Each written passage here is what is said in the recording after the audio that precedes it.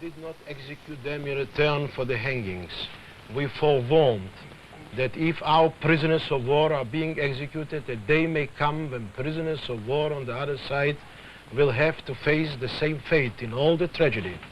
But we did it in order to prevent further hangings. I would like to remind you that there was a General Barker, a commanding officer of your forces in the country you call Palestine. And he said, I will hang 100 Jews and there will be peace in Palestine. He hanged 10. He intended, to all intents and purposes, to hang another 90. But we prevented him from doing so, because after that tragedy, none of our men were ever hanged. By the by, I would like to remind you of another fact.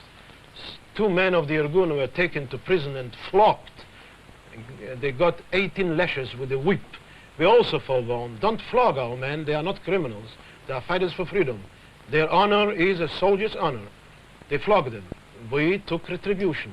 Since then, there was no flogging in Israel, neither of the Jew nor of the Arab. I suppose in both events, we did a great thing for humanity. No more hangings, no more flogging in our country. But the responsibility for both events rests on those who gave the orders from London in those days to hang the men of the Irgun and to flog the men of the Irgun. Otherwise, that would have never happened. We took hundreds of soldiers and British officers prisoners. The battle is over, we set them free. They themselves told the story how they were well treated.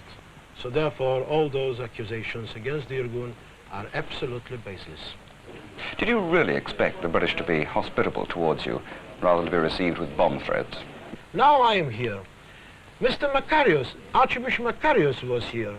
It was only a year after the fight in Cyprus came to an end. Weren't British soldiers killed in Cyprus? But he was received hospitably by your press. I suppose Mr. Kenyatta was here. Something happened to the Britons, not to soldiers, to civilians in many parts of Kenya. Wasn't he received warmly? Mr. De Valera did something to British soldiers in Dublin in 1918. Wasn't he received hospitably? Are you comparing what your actions with the IRA then? I am not making any comparisons. I am only asking these rhetorical questions for one reason.